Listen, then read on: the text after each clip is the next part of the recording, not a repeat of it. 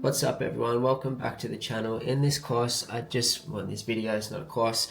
I just want to show you how you can use the Studio Library, which is a free tool for Maya, to create facial expressions that stay on character and are appealing, and how you can use them to mix and match and create new ones from existing ones. So you can see here we have our Lucy rig here, and we have this pose just here on there.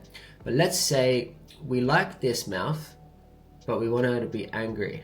Okay, so we can just select the brows and the eyes. Brows and the eyes. Need to get namespace here. Now we can select the brows and the eyes again. So you can see they're selected here.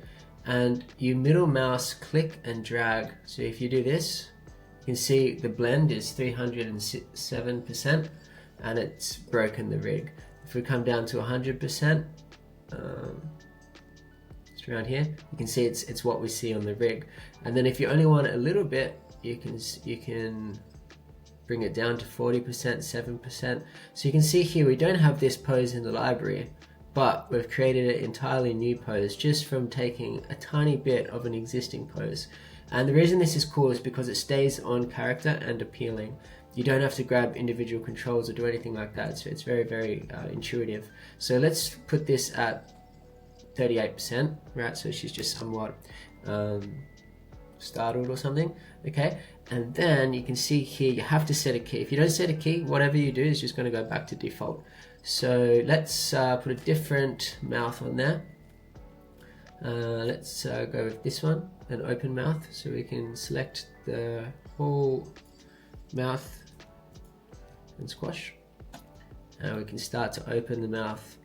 But if you don't want it all the way, so that's all the way past a bit,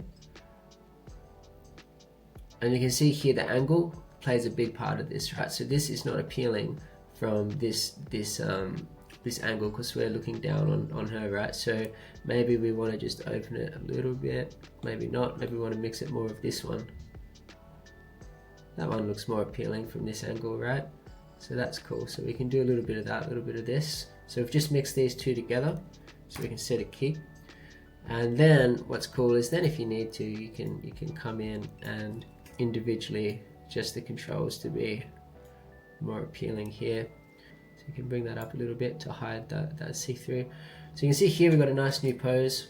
And then we just, for the sake of it, we'll just do one more on the top here. This one's pretty cool, but we don't want the eyelids on this, except for a sad pose. That's cool. So you can see here, just an entire new pose that did not exist before, just by using existing poses. But that's how you can use the Studio Library to get basically unlimited appealing on-character poses for your character. If the character doesn't come with a library, I very much suggest to build your own library before you start animating, because it will save you a lot of time in the animating process. Alright, see you in the next video.